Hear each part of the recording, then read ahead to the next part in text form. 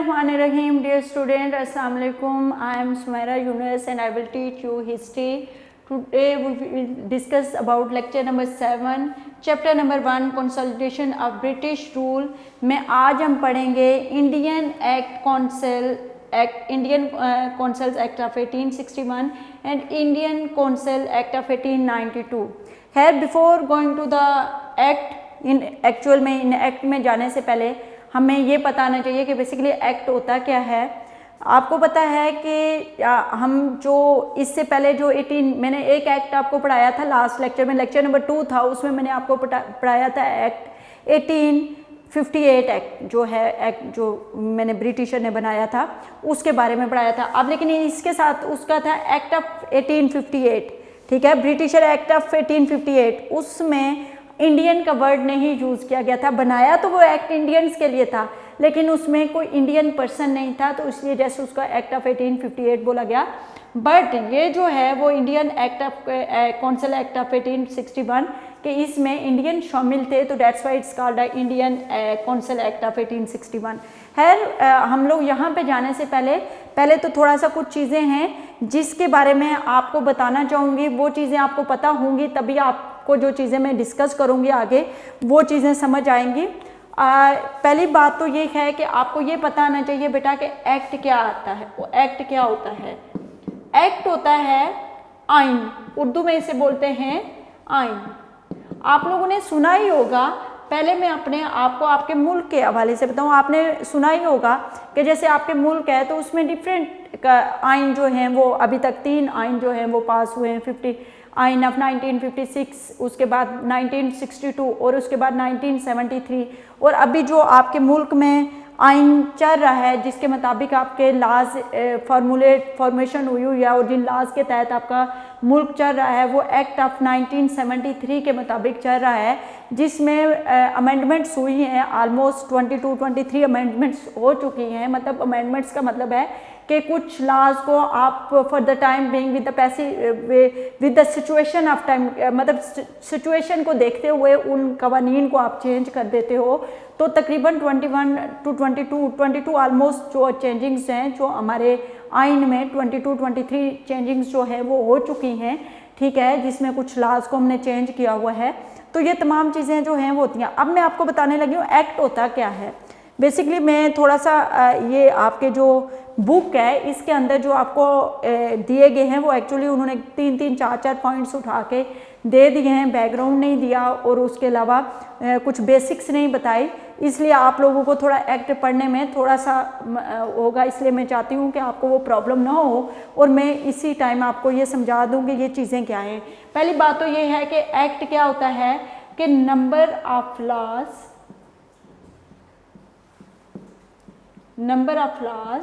combined together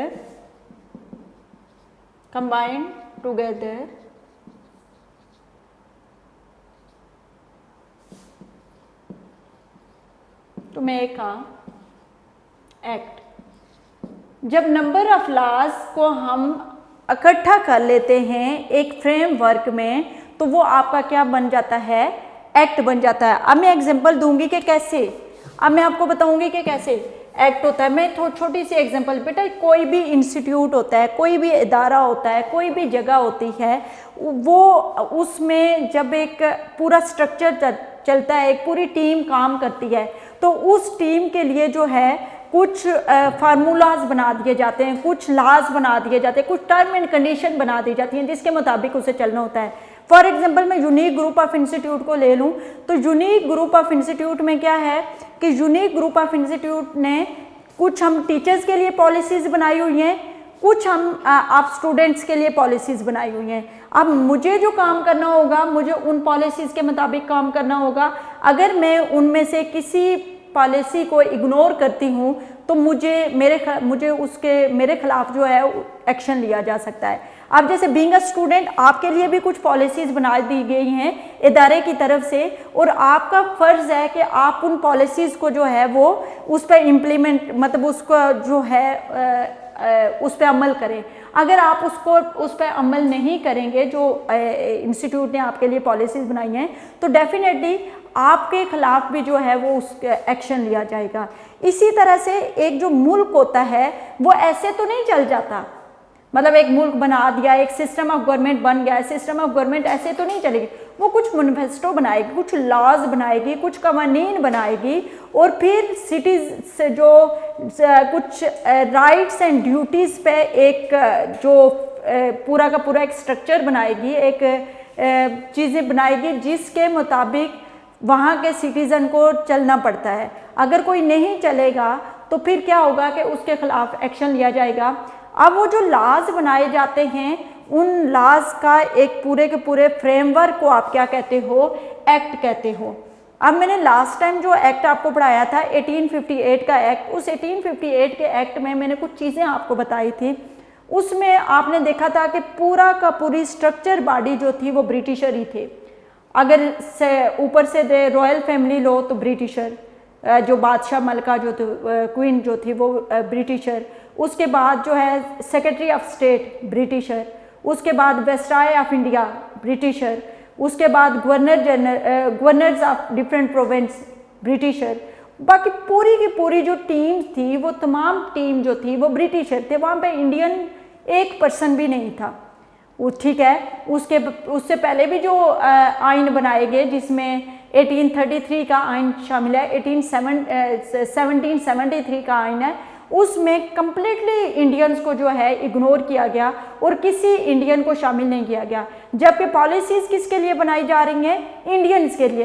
भाई Indians के लिए पॉलिसीज़ बनाई जा रही हैं, तो इंडियंस के जो प्रॉब्लम्स हैं वो यूरोपियन नेशन कैसे समझ सकती है, या इंडियंस के जो कस्टम एंड ट्रेडिशंस हैं वो यूरोपियन नेशन कैसे समझ सकती है। और एक थर्ड माइनॉरिटी, मतलब एक थर्ड पार्टी, हम इंडियंस के लिए किस तरह लॉज बना सकती है, हाउ इज़ इट पॉसिबल। ये मतलब जाहिर सी बात है, वो लॉ बनाएगी तो वो जो उसको सामने नज़र चीज़ें आ रही होंगी वो उन चीज़ों को देखते हुए बनाएगी। वो इंटरनली इंडियंस की फीलिंग्स को, इंडियन के जज्बात को, इमोशंस को, उनके कस्टम्स वैल्यूज़ को वो नहीं जानते होंगे डिटेल में जितना कि खुद इंडियंस जानते हैं।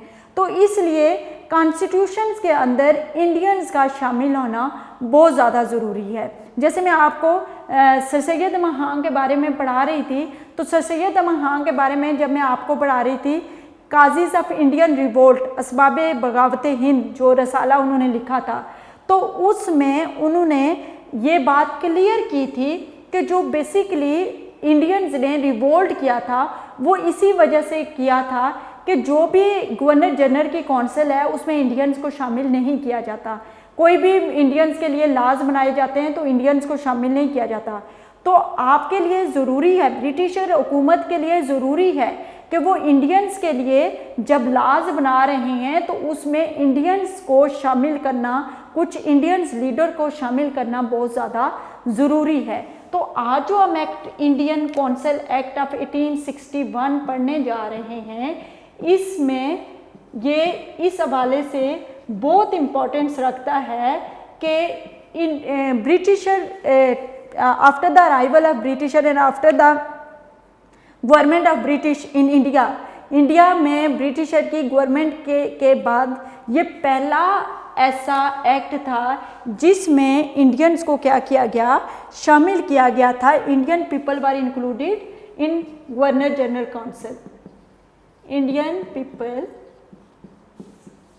were included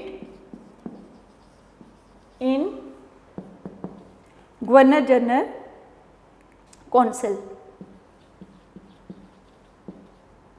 वो अलग बात है बेटा कि जब इनको शामिल किया गया, तो सबसे पहले जब इनको शामिल किया गया था तो उनको नॉन ऑफिशियल मेंबर के तौर पर शामिल किया गया था और इनको किसी किस्म का कोई राइट नहीं दिया गया था। शामिल तो उन्होंने कर लिया था। अब एक बात तो ये है कि दो तरह से आपकी असेंबली के अंदर जो मेंबर मौजूद होते हैं वो दो तरह से होते हैं। एक होता है नॉमिनेटेड होता है और दूसरा होता है इलेक्टेड।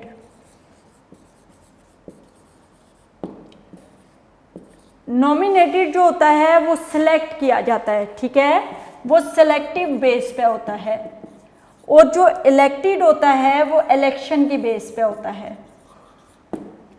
अब कुछ चीज़ें मैं आपको इधर बता रही हूँ, इनको ज़रा माइंड में रखें। एक तो मैंने एक्ट का आपको बता दिया कि एक्ट क्या होता है, ठीक है, कि number of laws combined together and make a act, ठीक है। अब सेकंड मैंने आपको बताया गया है कि नॉमिनेटेड और इलेक्टेड में क्या होता है, सेलेक्टिव और इलेक्टेड। ये टर्म्स आगे यूज होंगी, इसलिए मैं पहले ही बता रही हूँ कि आप लोग जो हैं वो उसमें कंफ्यूज ना हो। अब पहली तो बात यह है कि ये पहला एक्ट था जिसमें Indian peoples were included in governor general council, कि गवर्नर जनरल की जो काउंसिल होती थी उसमें पहली दफ़ा इंडियंस को शामिल किया गया।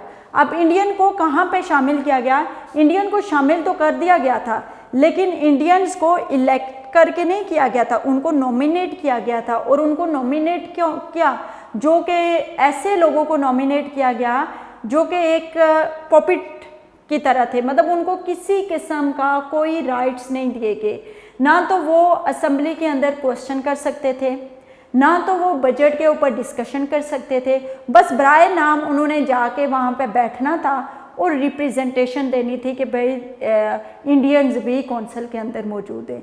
लेकिन उनसे किसी किस्म की ना तो बजट के डिस्कशन में उनसे किसी किस्म की राय ली जाती थी, ना तो उनको क्वेश्चन करने का राइट था। असेंबली के अंदर आपने ये आप लोग देखते होंगे ना, आपकी जो ये कौमी असेंबली की कौन होती हैं, प्रोविंशियल असेंबली की जो इजलास होते हैं, इन इजलास में बाकायदा जो अपोजिशन होती है, वो जो हमारे मिनिस्टर होते हैं या उनसे खड़े होकर क्वेश्चंस करती है, फिर हमारे जो मिनिस्टर होते हैं वो उनके आंसर देते हैं, क्रॉस क्वेश्चनिंग होती है, ये पूरी एक डिस्कशन होती है, डिबेट होती है।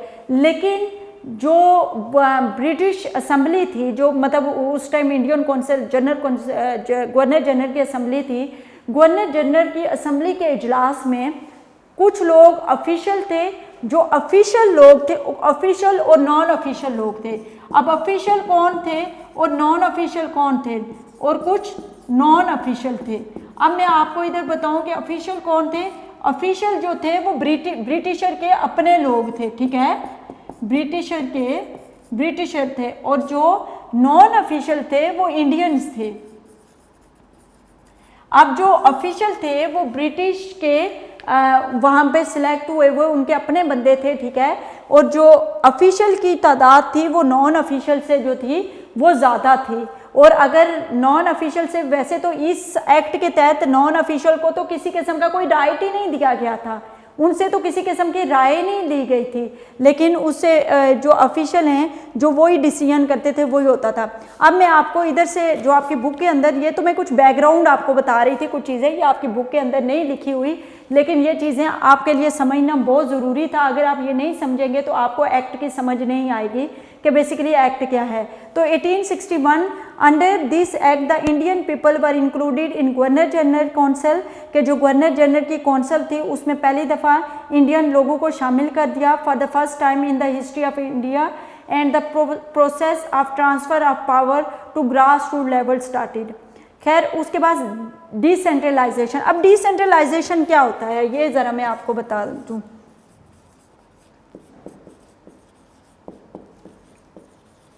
जो बेटा आपका एक्ट 1733 था, 1733 जो ईस्ट इंडिया कंपनी के टाइम पे बना था, ठीक है, उस एक्ट में क्या किया गया था कि जो आपका बम्बे और मदारस था, मतलब जो बंगाल का जो गवर्नर था उसको गवर्नर जनरल बना दिया गया था, और जो वहाँ का गवर्नर जनरल था उसको इंडिया का जो है गवर्नर जनरल बना दिया गया था। जो बंगाल का गवर्नर जनरल था उसको इंडिया का गवर्नर जनरल बना दिया गया, और जो बंगाल का सिर्फ गवर्नर था उसको बंगाल का गवर्नर जनरल बना दिया गया। अब ये क्या हुआ कि जो इंडिया का गवर्नर जनरल था वो डायरेक्ट किसकी पॉलिसीज, मतलब जो बम्बे और मदारस ये दो प्रोविंस थे, आपको पता है हर स्टेट के पास कुछ अथॉरिटीज़ होती थी, मतलब हर प्रोविंस के बाद वो अपनी पॉलिसीज़ जो है वो खुद उसके फार्मूलेट करता था। अब बम्बे और मदारस से हर किस्म का राइट ले लिया गया था, बम्बे और मदारस से हर किस्म का राइट ले लिया गया, तो तमाम के तमाम राइट्स उनको, उनके लिए जो लाज लेजिस्लेटिव असेंबली में जो उनके लिए लाज बनाए जाते थे वो कौन बनाता था, गवर्नर जनरल बनाता था।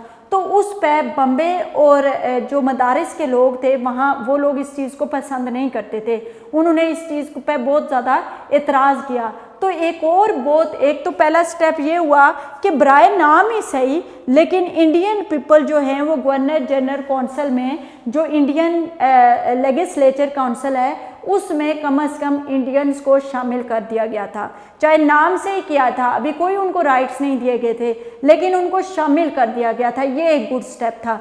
सेकंड स्टेप जो था वो डिसेंट्रलाइजेशन। मैंने आपको बताया कि 1773 में बम्बे और मदारिस प्रोविंस से हर किस्म का राइट ले लिया गया था। उनके जो लाज थे किसी और प्रोविंस में बैठ के किसी और प्रोविंस का गवर्नर जनरल बनाता होता था। तो इस बात जो 1861 एक्ट में एक और गुड स्टेप ये लिया गया कि बम्बे और मदारिस को दोबारा से लेजिस्लेचर, जो उनकी लेजिस्लेटिव असेंबली जो है, उसमें लॉ बनाने की इजाज़त दे दी गई। तो उनकी जो पावर थी उसको दोबारा से रिस्टोर कर दिया गया। तो ये दूसरा अच्छा स्टेप था 1861 एक्ट का कि provincial government of Bombay and Madras were partially allowed to legislate. Legislate क्या होता है? लेजिस्लेट होता है जो लॉ बनाती है, ये लेजिस्लेचर असेंबली होती है, लेजिस्लेट लॉज बनाना, forming of law.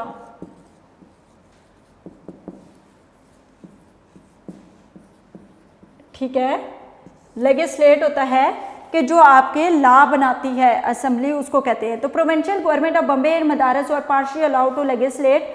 Viceroy would approve the laws of provincial legislative council. अब लॉ वो बनाएंगे, लेकिन फाइनल अप्रूवल के, जैसे हमारा बजट पास होता है तो फाइनल, या कोई भी बिल पास होता है तो फाइनल अप्रूवल प्रेसिडेंट के पास जाता है, प्रेसिडेंट उस पर साइन करता है।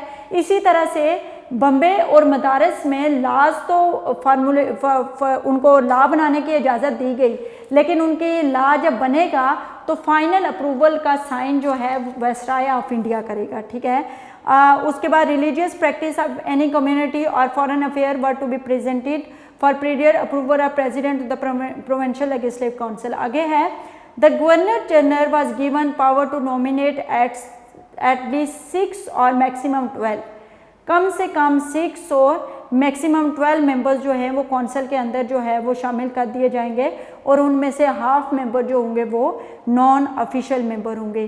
ठीक है, ये था हमारा 1861 का एक्ट। ठीक है, 1861 के एक्ट में बेसिक 3 चीज़ें आपने याद करनी है।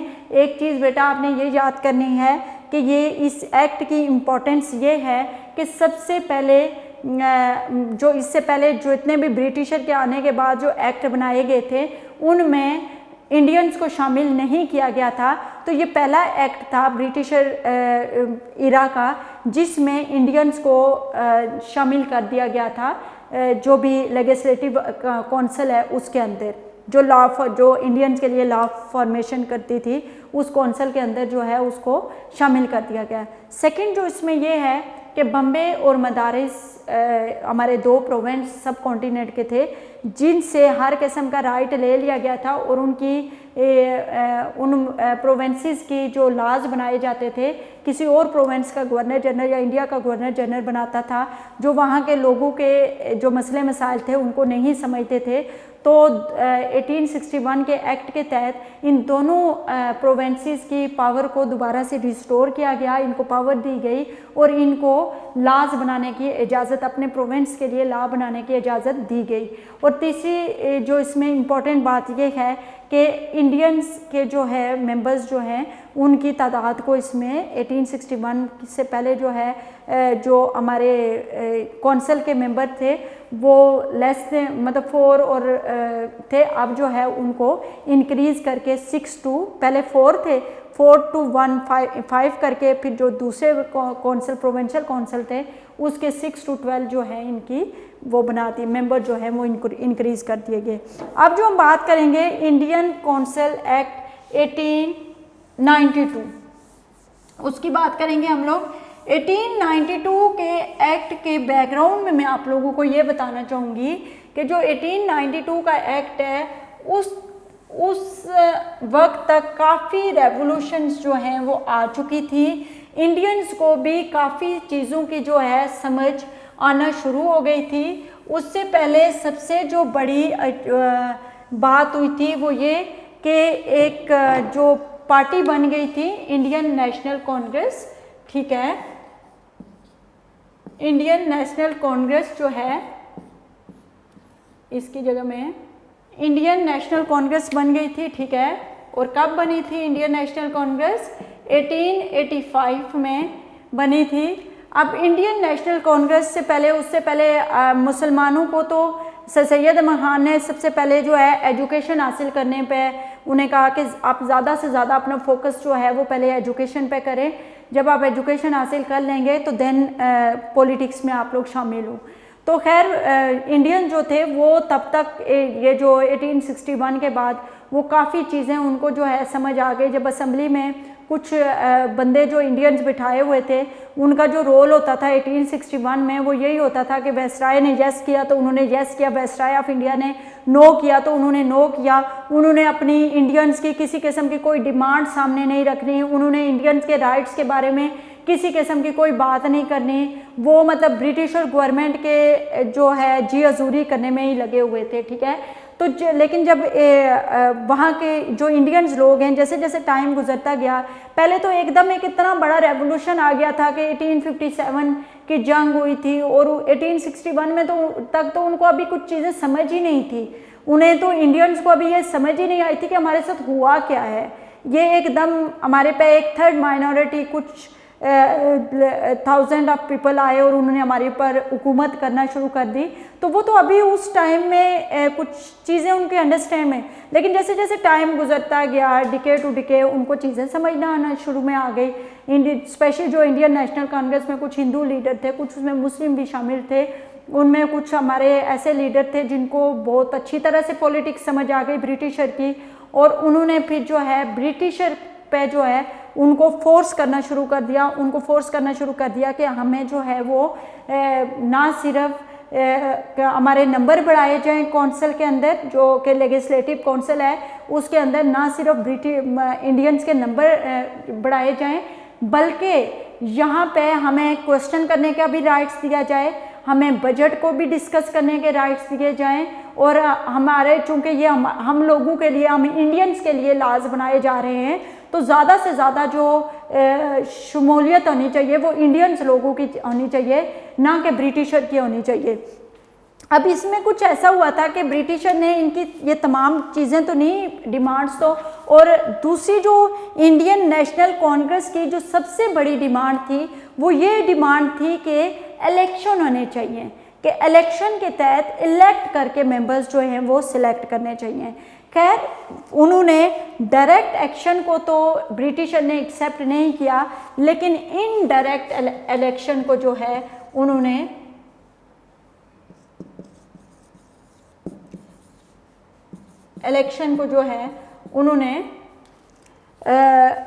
अप्रूव किया। और उस इनडायरेक्ट इलेक्शन के तहत क्या हुआ,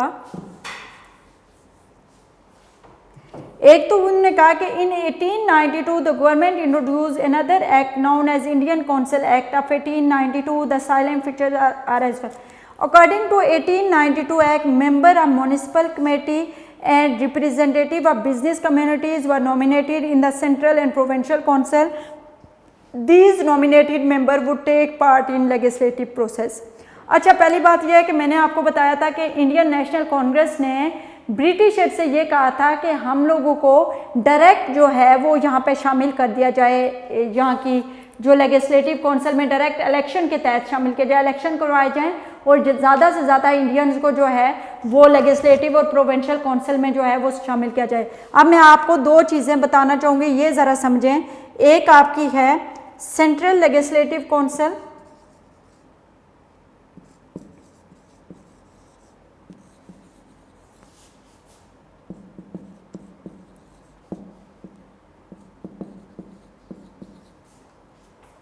सेंट्रल लेजिस्लेटिव काउंसिल,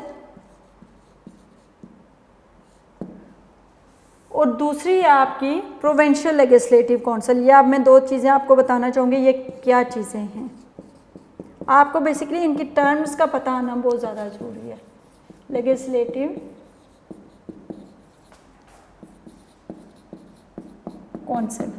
अब सेंट्रल लेजिस्लेटिव काउंसिल क्या है और प्रोविंशियल लेजिस्लेटिव काउंसिल क्या है?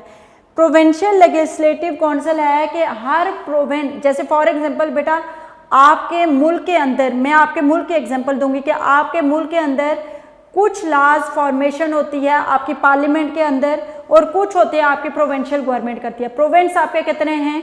4 हैं, सिंध है, KPK है, उसके अलावा पंजाब है और बलोचिस्तान है। और वैसे जो हैं दूसरे जो हैं वो उसमें आपकी सेंट्रल हुकूमत में क्या आ जाता है, आपकी सेनेट आ जाती है, 2 हाउसेज आ जाती है, सेनेट आ जाती है और MNAs आपकी नेशनल असेंबली होती है। अब जो नेशनल असेंबली और सेनेट है वो आपकी लॉज फॉर्मेशन करती है सेंट्रल लेजिस्लेटिव उसमें, और जो आपकी दूसरी हैं वो आपके प्रोविंशियल लेवल पे जो है वो फॉर्मेशन करती हैं, मतलब जो आपके ये पंजाब के अपने एक अलग होगा इस तरह से। अब इंडिया में भी ऐसे था कि इंडिया में 2 थे प्रोविंसेस के जो लॉज बनते थे, प्रोविंसेस के अंदर के लॉज बनते थे, जैसे मैंने ऊपर मदारिस और बम्बे की किया, वो प्रोविंशियल लेजिस्लेटिव काउंसिल के अंदर बनाते थे।